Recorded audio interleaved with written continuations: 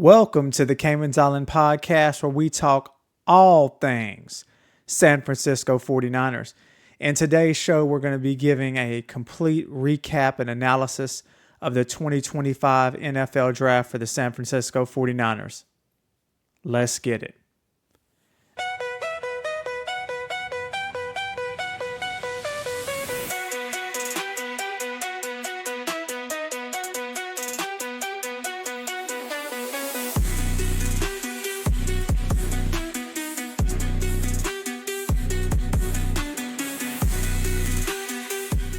Now, I first want to start out by saying if you had an opportunity to watch the last episode, you will see that I successfully predicted that the San Francisco 49ers would draft with the 11th overall pick, Mykel Williams. And sure enough, that's exactly what happened. Now, I want to first start by giving the disclaimer that by no stretch of the imagination am I upset about the pick. I completely understand it. Feels an immediate need. Starter day one.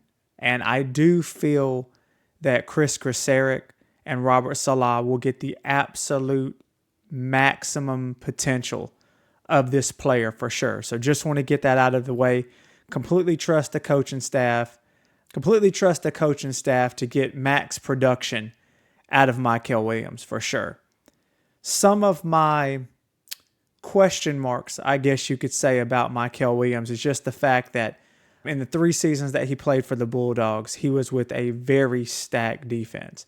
I mean, you just look at the folks that went in the draft, Jalon Walker, as well as Malaki Starks, right? So those are 2 additional stalwarts on that defense that played alongside Mykel, not to mention the rest of the ridiculous talent on that defense. And Coach Kirby Smart, putting folks in position to always maximize their potential and numbers. I just would have liked to have seen with Mykel's size, athleticism, IQ, quickness, more stats on paper. With that being said, Mykel, like I said, played 3 seasons for the Bulldogs. He earned freshman All-American and SEC All-Freshman honors back in 2022. And was named second team All-SEC in both 2023 and 24.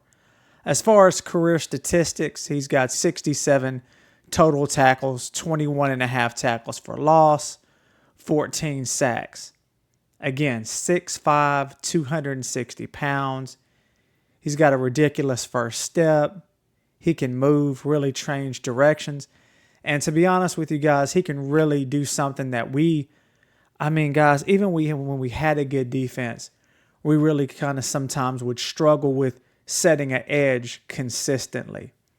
And I feel like that is going to be shored up very quickly with the addition of Mykel Williams. I think he could use some additional polishing when it comes to some of his pass rush and some of his technique, but some of his intangibles. If you haven't had an opportunity to go and look at the introductory press conference for Mykel, please go check that out, man. You want to talk about a guy that's cool, calm, collective. The lights, the stage is not too big for the guy. Seems like a really just genuine dude, natural leader.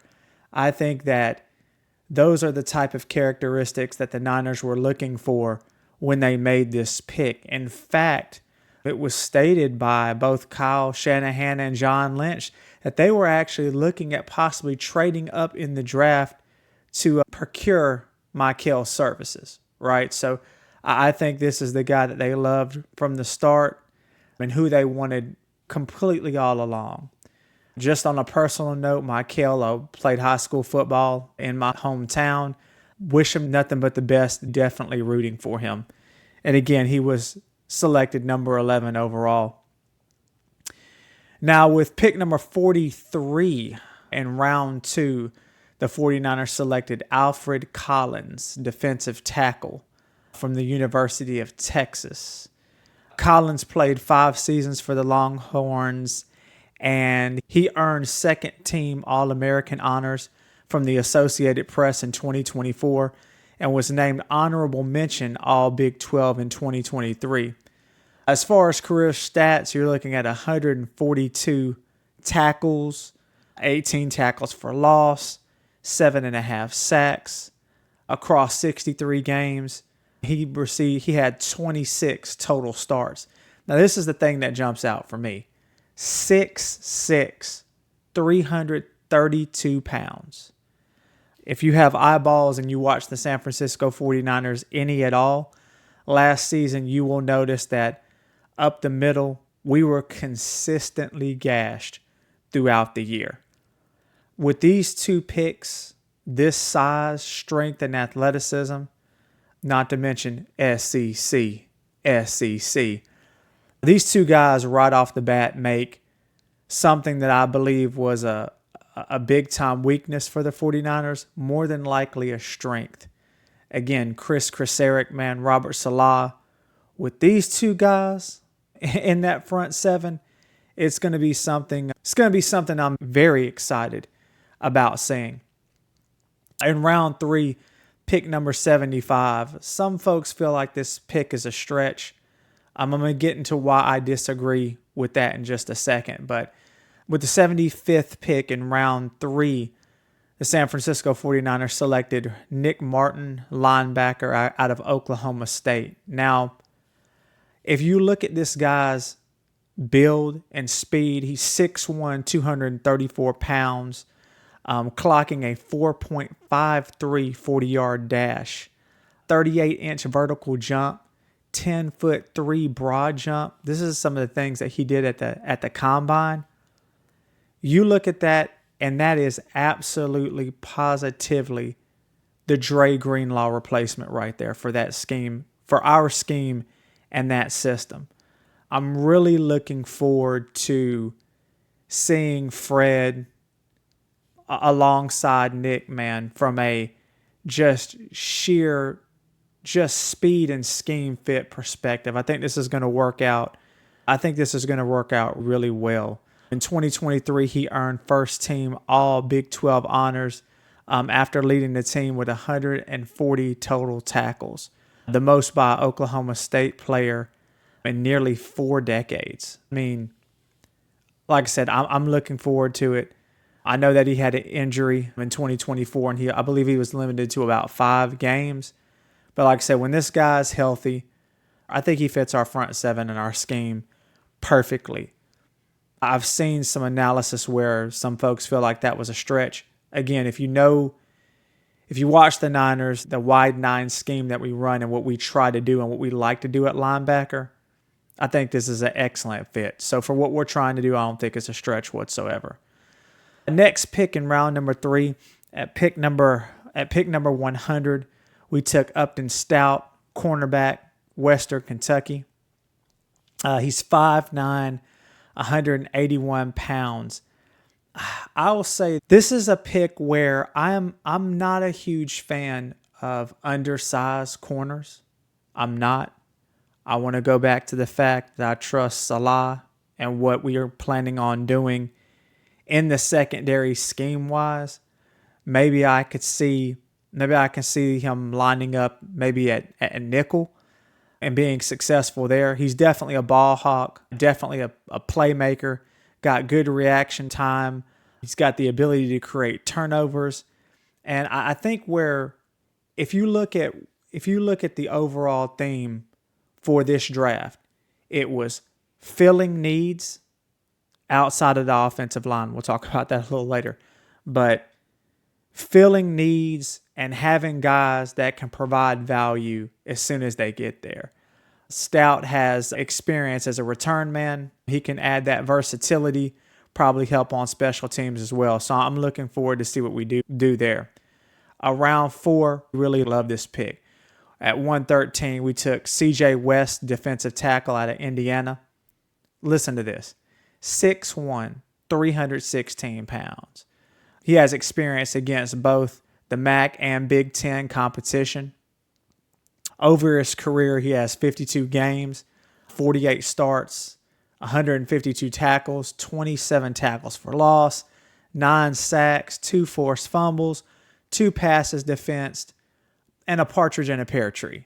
He earned third team All-MAC honors in 23, and was named honorable mention All Big Ten in 2024 after posting 42 tackles, 7.5 tackles for loss, and 2 sacks. Again, man, we went from just having our front four almost outside of Nick Bosa, and even Nick probably didn't. I'm sure in Nick's mind, he didn't put up enough stats for himself either, even though he got a lot of pressures. He could really never effectively get home. So we took what was basically, we could stop right now and say we took what was consistently the most glaring weakness for our team and more than likely made it our best strength heading into next season.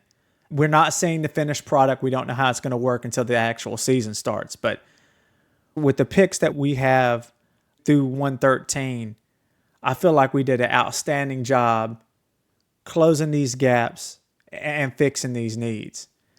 With pick number 138 in the 4th round, we selected Jordan Watkins, wide receiver out of Ole Miss. I do like this guy a lot. I will be honest, I was really hoping that we would address offensive line. Now, I want to say that everything that you've heard from the Niners about our offensive line is that they are happy with where we're at on the offensive line. There were areas last year where I thought for sure additional depth, an upgrade definitely at center would have been very helpful. But based on the feedback from the team, based on the feedback from John Lynch, Kyle Shanahan, they're happy with the O-line. And thus you can tell they drafted that way. So this is where we got Jordan Watkins. Just a couple of things. He's 5'11", 196 pounds. He's got a lot of explosiveness, but this is the item I want to point out. 4.37 40 time at the combine. Super fast. Last year, he led Ole Miss with 9 receiving touchdowns, averaging 18.5 yards per catch. I think that this is a guy that can do it all, and I'm really looking forward. I know this is one of those Kyle Shanahan, this is his guy type of picks.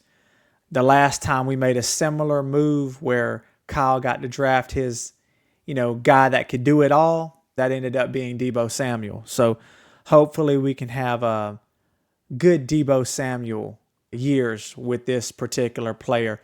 Looking really forward to what Kyle can scheme up for him, in addition to hopefully getting Brandon Ayuk back and healthy at some point in the season, seeing what him and Ricky Pearsall can do on the field while they're on the field at the same time. Round 5, you got to get this running back pick in here.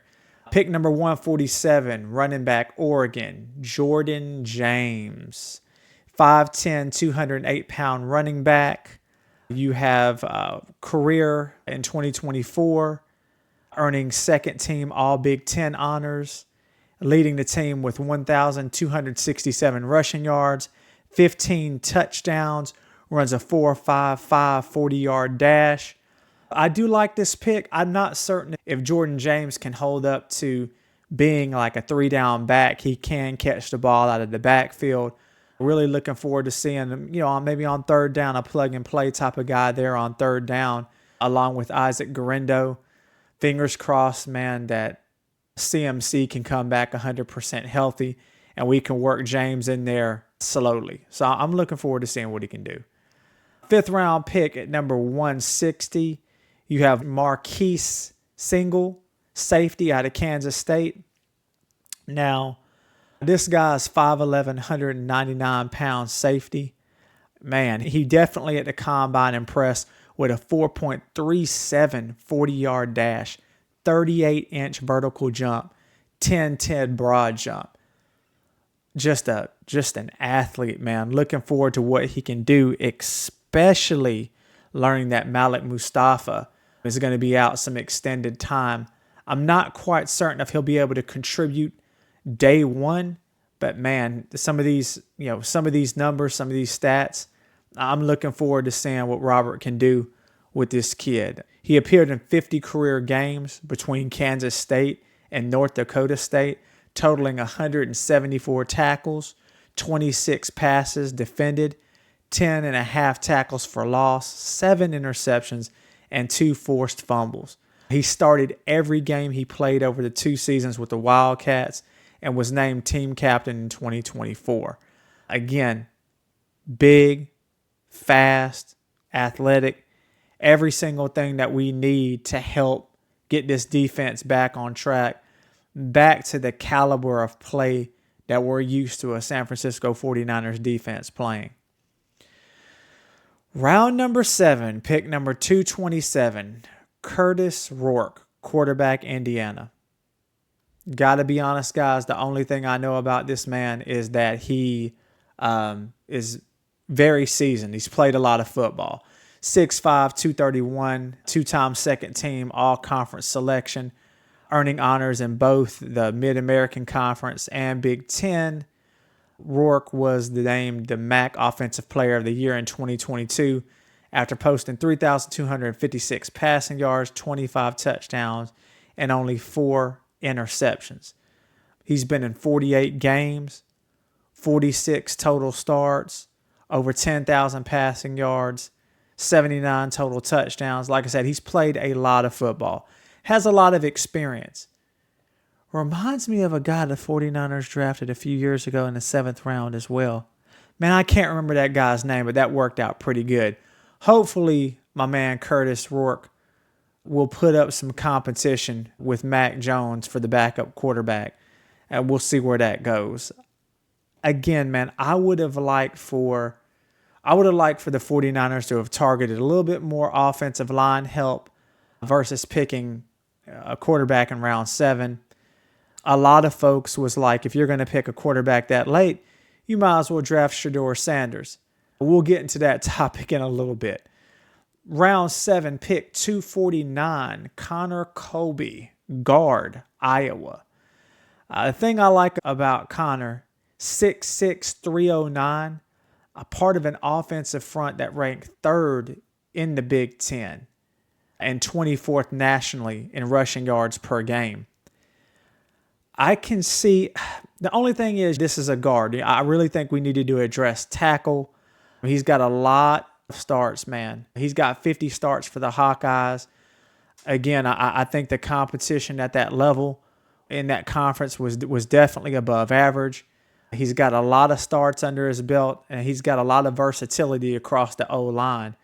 He may end up being a plug-and-play guy across the line if injuries start breaking out, but I just don't. I mean, this is one of those picks in the 7th round where you're not even sure if the guy is going to make it to be a reliable backup. Hopefully he can get in there, prove his worth, and be able to make the team. With our last pick in round number 7, pick number 225, Junior Burgeon, wide receiver, I guess you could say return specialist out of Montana. This guy, man, this guy can do a little bit of everything. And this is what I mean by, I think the 49ers' approach to this draft was, based on what they're saying, the O-line was good. This was a fix the problems, fix the holes, stop the gaps draft for the Niners. They knew that the defensive line was not cutting it, not getting it done, cannot stop the run, didn't have enough speed on the defense. I think Robert Saleh has come in and said, hey, if you want to get us back to playing championship caliber defense, this is what I need. This is what I want to do. And everyone just nodded their head, yes, sir. Make the picks that you want to make. I think that we're going to be substantially better in 2 areas. I think we're going to be substantially better on defense and substantially better on special teams. We still need to do something about Jake Moody. If Jake Moody comes out there week 1 and misses a kick, I need to be very clear. If I'm coaching the special teams, if I'm Kyle, if I'm John, he comes out there his first kick next season and misses the first kick or the first extra point, the man ain't allowed on the bus. He's just not. We've got to get some competition in here. and we have to shore up the kicking game. But I think overall special teams, from a scheme, from talent, from depth, will be much, much better. With all that being said, I'm analyzing the whole draft in its totality, and I want to give it a grade. Even though I have some skepticism about Michael at 11 overall, I trust this coaching staff. How can you not? Look what Robert Saleh did when he was here before. Look at just how well Chris Kraseric can develop the line. I trust those guys. I think they're going to have that guy playing his absolute best. Size, strength, athleticism, the speed that we've added. I think we're going to be substantially better on the defensive side of the ball. I think we've added some depth at wide receiver. I think what I cannot get over, the reason I cannot rate this draft super, super high, is just because if you just watch the games last year, there was a lot of inconsistencies at center and the line. There were some times where guys just flew through the line on Brock Purdy, unprotected, and he did his little magic baby Mahomes scrambling moves trying to make a play. Now, in prior years, in 2023, Purdy had a lot more success doing that little baby Mahomes magic and scrambling around for forever back there and hitting a wide open guy. Defenses caught on to that last year. Defenses caught on to that stuff in 2024. And I really felt like we needed to shore up that offensive line to give Purdy some more time to scan and examine the field. So with all of that being said, I think if you were having me grade the defensive picks of the 49ers 2025 draft, I'm seriously giving it an A. And that's even with my skepticism over Michael. Now you look at this thing in all totality, I'm going to have to give it just an even B. Not a B minus, not a B plus, just an even B, because I would have really liked to have seen some depth at tackle, some more depth at center. And I get it. It's not like we have an unlimited amount of picks. It's not like we had 30 picks in this draft. I would have liked to also have seen us maybe trade back a few times, stack some more picks. I was a little bit disappointed with that just for the fact that we had so many needs, and then we go and get like 2 wide receivers and a running back. Not mad at the running back at all. Not mad. We need some depth there. There's a few other guys I would have liked to have seen at running back. But again, man, when it comes to Kyle, he usually does all right with his wide receivers. Usually does all right with his running back. So I'm not gonna question the man until the sky is falling, so to speak. A couple other things I want to say overall about the 49ers 2025 draft is really looking at the B that I'm giving, considering what the other teams did in the division too. I have to be honest, man. Seattle, I feel like, knocked it out of the park with their draft. I feel like the Rams were already on paper better than the 49ers, not to mention they won the division already. What they did in free agency, what they did overall, I feel improved their team. I do feel like the Niners had a better draft overall than the Rams, but still, man, I feel like Seattle, a team that, came back on us last year and beat us and really hurt our season, in my opinion, had the best draft in the division. So they've done nothing but get better. They've done nothing but, close the gap, so to speak, with the Rams. I think it's going to be very competitive. Very, very competitive division next year. But there's a lot of reason to be optimistic. I think now the remainder of the whole offseason boils down to when are we going to get that breaking news that Brock Purdy signed his contract extension? What does the number look like? Another item that I wanted to really just quickly touch base on is this whole Shedeur Sanders, man, dropping the way that he dropped. I think it stinks, man. I think I hurt for the kid. I honestly, in my entire lifetime of watching football, watching the draft, watching the NFL, I've seen some slides. I've seen folks that should have been drafted high slide in the draft. But man, I've never seen anything like what happened to Shedeur Sanders. Never. For whatever reason, right, wrong, or indifferent, the bottom line to me is this. The kid has got talent, man. He's got some intangibles where I personally feel like I feel like he should have got drafted before some of the guys that were taken in front of him. I just want to say I wish him the best. The only thing that I'm just super sad over, it's one thing to get drafted, late, man, but it's another thing to get drafted to Cleveland.